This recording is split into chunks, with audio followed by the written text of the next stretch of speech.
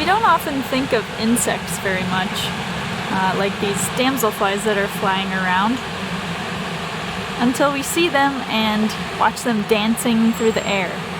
The unique thing about damselflies and dragonflies and a lot of other bugs or insects that we see on land is that they start their life cycle in the water. So they rely on the river raisin and other bodies of water to grow up. They begin as larvae, also known as nymphs, and they use the cover of rocks or logs or vegetation that you might see growing along the banks of the river as their home.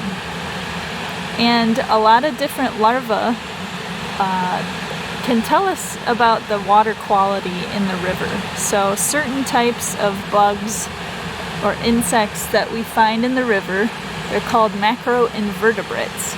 And certain kinds of macroinvertebrates are more tolerant to pollution than others.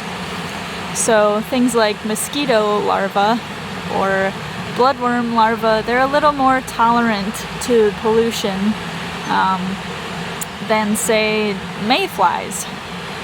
Now there's a lot of variety within species, but that's the general idea. And you can tell a lot about water quality by the types of insects that you see around the river or in the river.